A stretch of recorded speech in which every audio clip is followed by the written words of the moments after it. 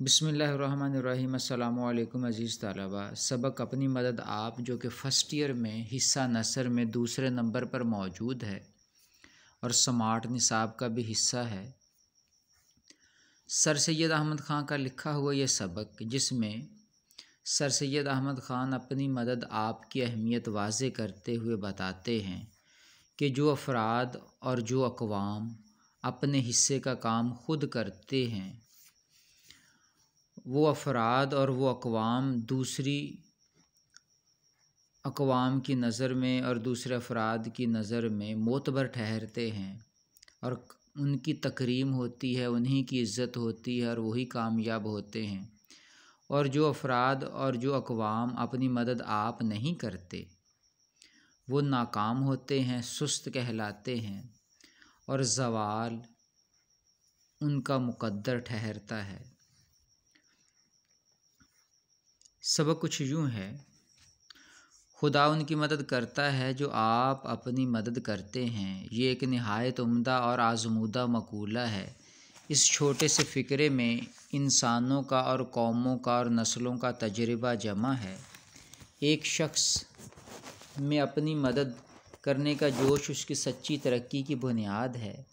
اور جبکہ یہ جوش بہت سے شخصوں میں پایا جاوے تو وہ قومی ترقی اور قومی طاقت اور قومی مضبوطی کی جڑ ہے۔ جبکہ کسی شخص کے لیے یا کسی گروہ کے لیے کوئی دوسرا کچھ کرتا ہے تو اس شخص میں سے یا اس گروہ میں سے وہ جوش اپنی آپ مدد کرنے کا کم ہو جاتا ہے، اور ضرورت اپنی آپ مدد کرنے کی اس کے دل سے مٹتی جاتی ہے، اور اسی کے ساتھ غیرت جو ایک نہایت عمدہ قوت انسان میں ہے، اور اسی کے ساتھ عزت جو اصلی چمک دمک انسان کی ہے، از خود جاتی رہتی ہے۔ اور جب کہ ایک قوم کا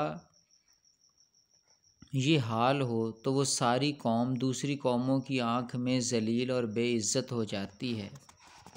یہ ایک نیچر کا قاعدہ ہے کہ جیسا مجموعہ قوم کی چال چلن کا ہوتا ہے، یقینی اسی کے موافق اور اسی کے قانون اور اسی کے مناسب حال گورنمنٹ ہوتی ہے۔ جس طرح کہ پانی خود اپنی پنسال میں آ جاتا ہے، اسی طرح عمدہ رعایا پر عمدہ حکومت ہوتی ہے، اور جاہل و خراب اور نا تربیت یافتہ رعایا پر ویسی ہی اکھڑ حکومت کرنی پڑتی ہے۔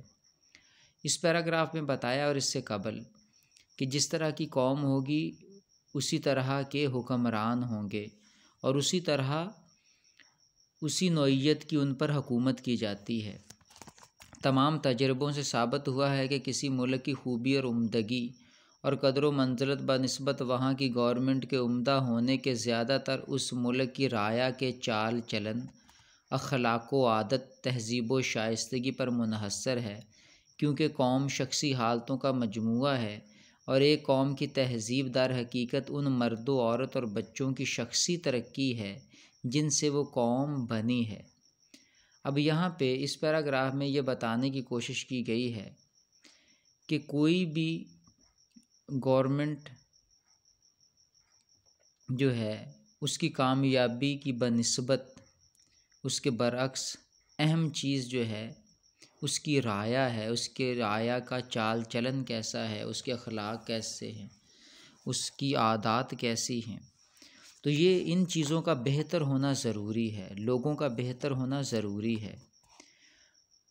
قومی ترقی مجموعہ ہے شخصی محنت، شخصی عزت، شخصی ایمانداری، شخصی ہمدردی کا۔ اسی طرح قومی تنزلی مجموعہ ہے شخصی سستی، شخصی بے عزتی، شخصی بے ایمانی، شخصی خود غرضی کا اور شخصی برائیوں کا۔ نا تہذیبی و بد چلنی جو اخلاقی و تمدنی یا باہمی معاشرت کی بدیوں میں شمار ہوتی ہے، در حقیقت وہ خود اسی شخص کی آوارہ زندگی کا نتیجہ ہے۔ اگر ہم چاہیں کہ بیرونی کوشش سے ان برائیوں کو جڑ سے اکھاڑ ڈالیں اور نیست و نابود کر دیں تو یہ برائیاں کسی اور نئی صورت میں اس سے بھی زیادہ زور و شور سے پیدا ہو جاویں گی، جب تک شخصی زندگی اور شخصی چال چلن کی حالتوں کو ترقی نہ کی جاوے۔ اس پیراگراف میں عزیز طلبہ یہ بتایا گیا ہے کہ حقیقت میں جب ایک شخص سست ہوتا ہے، وہ اپنی عزت کا خیال نہیں کرتا اور خود غرض ہو جاتا ہے تو حقیقت میں یہ برائیاں مجموعی طور پہ اس قوم میں آ جاتی ہیں، اور اگر ہم انہیں کوشش سے زبردستی ختم کرنا چاہیں تو یہ برائیاں ختم نہیں ہوتی جب تک کہ لوگوں کے چال چلن کو بہتر نہ کیا جائے۔ اس سے نیکسٹ پیراگراف میں بتایا گیا ہے، اے میرے عزیز ہم وطنوں، اگر یہ رائے صحیح ہے تو اس کا یہ نتیجہ ہے کہ قوم کی سچی ہمدردی اور سچی خیر خواہی کرو۔ غور کرو کہ تمہاری قوم کی شخصی زندگی اور شخصی چال چلن کس طرح پر عمدہ ہو تاکہ تم بھی ایک معزز قوم ہو۔ کیا جو طریقہ تعلیم و تربیت کا، بات چیت کا، وضع و لباس کا، سیر سپاٹے کا، شغل اشغال کا تمہاری اولاد کے لیے ہے، اس سے ان کی شخصی چال چلن، اخلاق و عادات، نیکی اور سچائی میں ترقی ہو سکتی ہے؟ حاشا وکلا۔ حاشا وکلا کا مطلب ہرگز نہیں۔ اس پیراگراف میں یہ بتایا ہے کہ ہمیں دیکھنا ہوگا کہ ہم اپنی اولاد کی تربیت جو کر رہے ہیں اس سے ان کی زندگی میں کوئی بہتری آ سکتی ہے، اور یقیناً ایسی اصلاح کرنی چاہیے جس سے ان کی زندگی میں بہتری آ سکے۔ اس سے نیکسٹ پیراگراف میں ہے، جب کہ ہر شخص اور کل قوم خود اپنی اندرونی حالتوں سے آپ اپنی اصلاح کر سکتی ہے، تو اس بات کی امید پر بیٹھے رہنا کہ بیرونی زور انسان کی یا قوم کی اصلاح و ترقی کرے کس قدر افسوس بلکہ نادانی کی بات ہے۔ وہ شخص در حقیقت غلام نہیں جس کو ایک خدا نہ ترس نے، جو اس کا ظالم آقا کہلایا جاتا ہے، خرید لیا ہے، یا ایک ظالم اور خود مختار بادشاہ یا گورنمنٹ کی رعیت ہے، بلکہ در حقیقت وہ شخص اصلی غلام ہے جو بد اخلاقی، خود غرضی، جہالت اور شرارت کا مطیع اور اپنی خود غرضی کی غلامی میں مبتلا اور قومی ہمدردی سے بے پرواہ ہے۔ وہ قومیں جو اس طرح دل میں غلام ہیں وہ بیرونی زوروں سے یعنی عمدہ گورنمنٹ یا عمدہ قومی انتظام سے آزاد نہیں ہو سکتی جب تک کہ غلامی کی یہ دلی حالت دور نہ ہو۔ اصل یہ ہے کہ جب تک انسانوں میں یہ خیال ہے کہ ہماری اصلاح و ترقی گورنمنٹ یا قوم کے عمدہ انتظام پر منحصر ہے، اس وقت تک کوئی مستقل اور برتاؤ میں آنے کے قابل نتیجہ اصلاح و ترقی کا قوم میں پیدا نہیں ہو سکتا۔ گو کیسی ہی عمدہ تبدیلیاں گورنمنٹ یا انتظام میں کی جاویں، وہ تبدیلیاں فانوس خیال سے کچھ زیادہ رتبہ نہیں رکھتی، جس میں طرح طرح کی تصویریں پھرتی ہوئی دکھائی دیتی ہیں مگر جب دیکھو تو کچھ بھی نہیں۔ اس پیراگراف میں یہ بتایا گیا ہے کہ انسان خود اپنی اصلاح کر سکتا ہے، خود اپنے آپ کو خود غرضی سے، جہالت سے اور شرارت سے دور کر سکتا ہے، تو پھر یہ انتظار نہیں کرنا چاہیے کہ کوئی اور آ کر ہماری اصلاح کرے۔ اور پھر یہاں پہ بہت بڑی اہم بات یہ بتائی گئی کہ غلام وہ نہیں جسے کسی نے خرید لیا ہے، جس پہ وہ ظلم کرتا ہے، بلکہ غلام وہ ہے جو اپنی ان برائیوں کا، اپنی نامناسب حرکات و سکنات کا غلام بن گیا ہے، اور وہ چیزیں اس پہ غالب آ گئی ہیں، وہ حقیقت میں غلام ہے۔ اور غلامی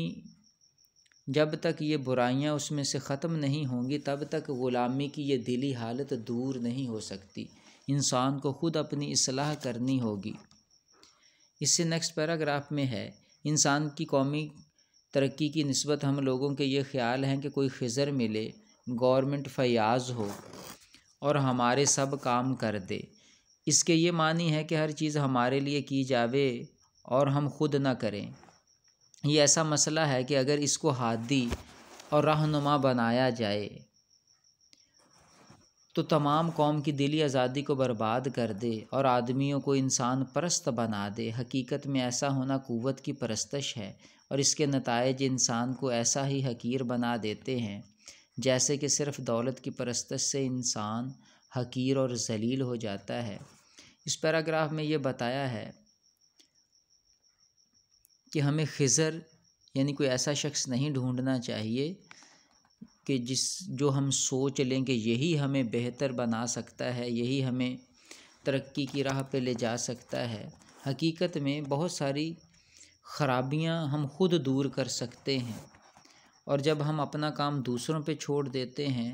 تو ہم ان کی پرستش کرنا شروع کر دیتے ہیں، ان کی بیجا تعریف کرنی شروع کر دیتے ہیں، کیونکہ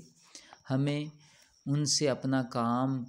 جو ہے، اپنی غرض جو ہے وہ پوری کرنی ہوتی ہے۔ تو اس سے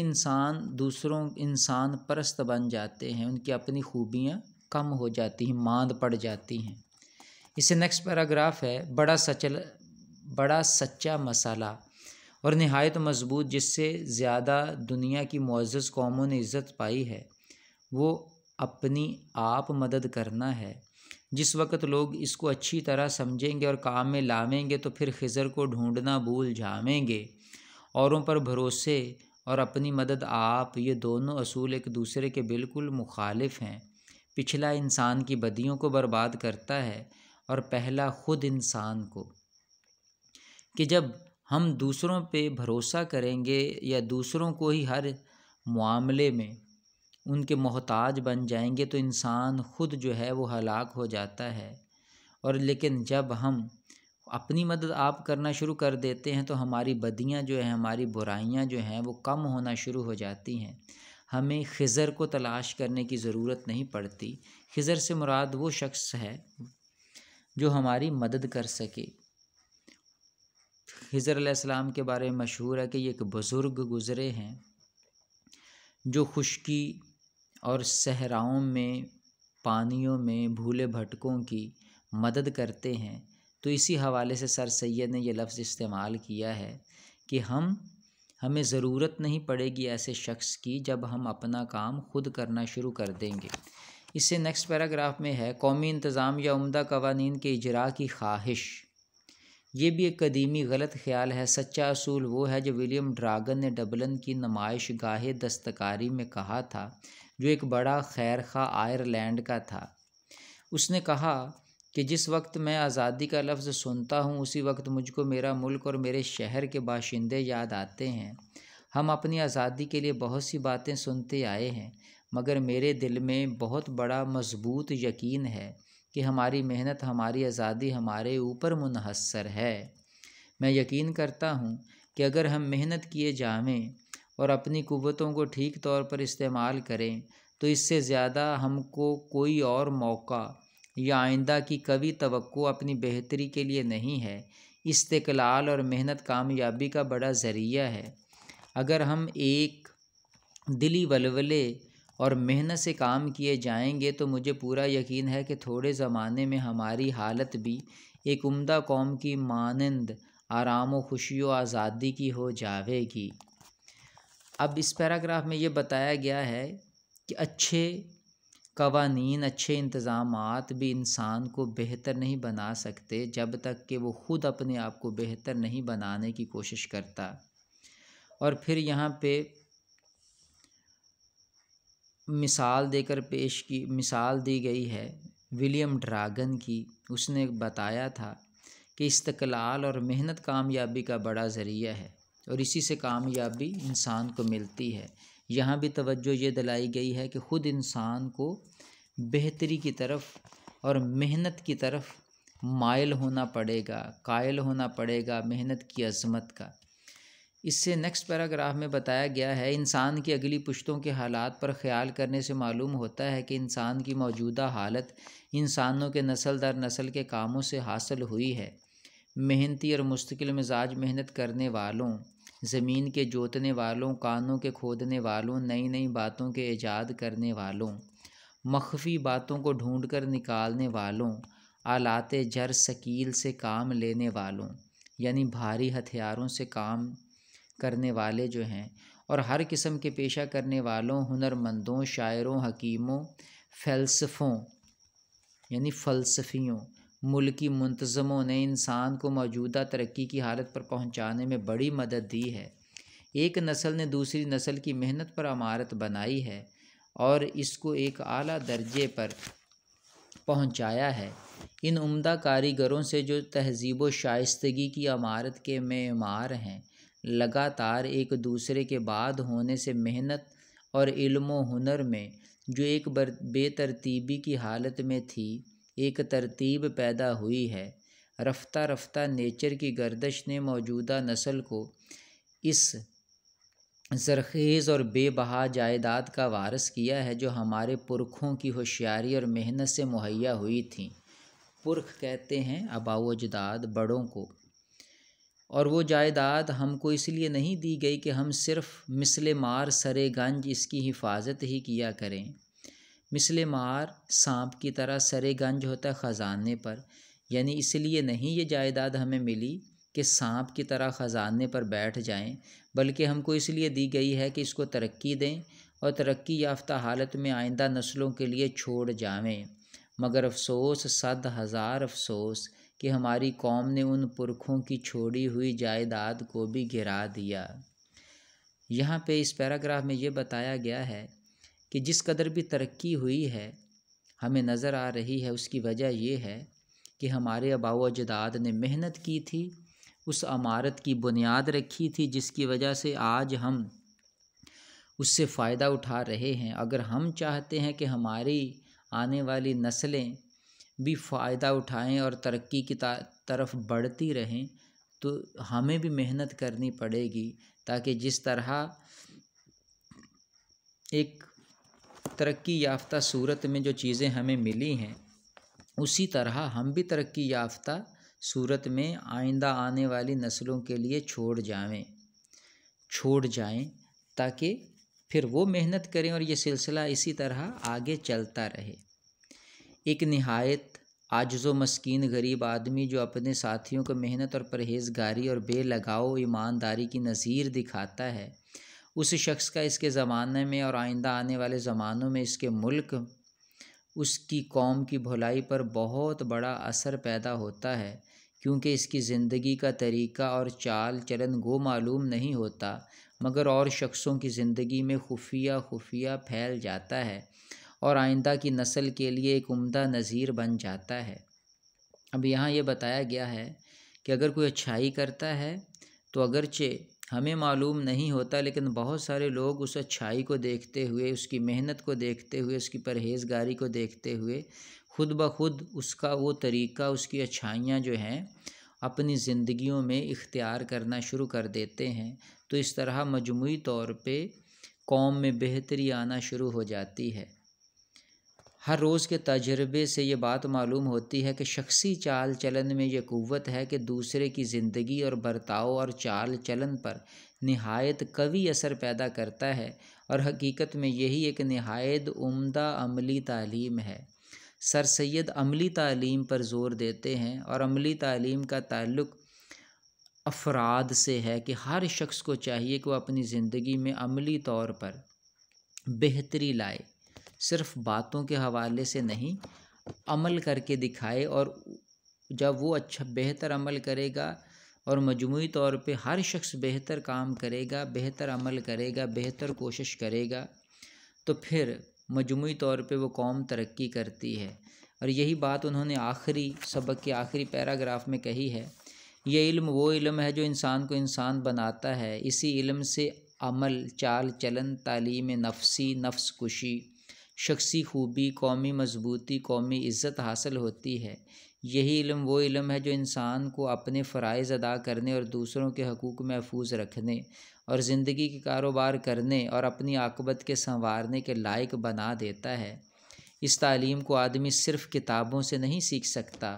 اور نہ یہ تعلیم کسی درجے کی علمی تحصیل سے حاصل ہوتی ہے۔ مشاہدہ آدمی کی زندگی کو درست اور اس کے علم کو باعمل یعنی اس کے برتاؤ میں کر دیتا ہے۔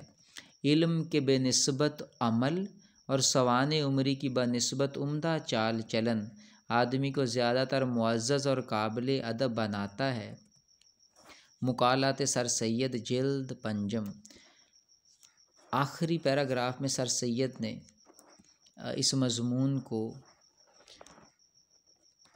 سم اپ کرنے کی کوشش کی ہے، مختصر بیان کرتے ہوئے آخری پیراگراف میں اس کا نچوڑ ہے کہ یہ علم انسان کو کتابوں میں نہیں ملتا، بلکہ مشاہدہ یعنی انسان جو گرد و نواح میں دیکھ رہا ہے چیزیں، اچھائیاں اور برائیاں جو دیکھ رہا ہے، اس سے اسے سبق حاصل کرنا چاہیے، اور صرف سوانح عمری جو ہے، دوسروں کی اچھی باتیں جو ہیں یا اپنی زندگی سے متعلق اچھائیاں اور تعریف سننے سے زندگی بہتر نہیں ہو سکتی، بلکہ عمدہ چال چلن اختیار کرنا پڑے گا، اور یہی عمدہ چال چلن جو ہے جس کا تعلق عمل سے ہے، باتوں سے نہیں، وہی انسان کو معزز بناتا ہے، قابل ادب بناتا ہے۔ اگر انسان باعمل بن جاتا ہے اور اچھائی کو اپنانے کی کوشش کرتا ہے تو مجموعی طور پہ ہر فرد جب کسی قوم کا باعمل بن جاتا ہے تو وہ قوم دوسری اقوام کی نظر میں قابل تعریف ٹھہرتی ہے، قابل عزت ہوتی ہے اور اس قوم کا ادب ہوتا ہے۔ لیکن جس قوم کے افراد خود محنت نہیں کرتے، اس طرح مجموعی طور پہ افراد جب سست ہونا شروع ہوتے ہیں، خود غرض ہو جاتے ہیں، تو مجموعی طور پہ وہ ساری قوم جو ہے وہ سست کہلاتی ہے، اور دوسرے ممالک کے افراد اور جو ان کے حکمران ہیں ایسی قوم سے تعلق اور معاملات بڑھانے کی بھی کوشش نہیں کرتے، اور پھر ایسی قوم جو سست ہوتی ہے، جس کے افراد خود کام نہیں کرتے، آخر کار زوال اور تباہی ان کا مقدر ہوتی ہے۔ عزیز طلبہ، سر سید کا یہ سبق اپنی مدد آپ کی خدمت میں پیش کیا گیا ہے، اس کی کچھ وضاحت بھی کی گئی ہے۔ سماعت کے لیے بہت شکریہ۔ اگر آپ کو یہ ویڈیو اچھی لگی ہے تو آپ اس چینل کو سبسکرائب کر سکتے ہیں تاکہ آپ کے نصاب سے متعلق مزید ویڈیوز تک آپ کی رسائی ہو سکے۔ سماعت کے لیے پھر شکریہ، والسلام۔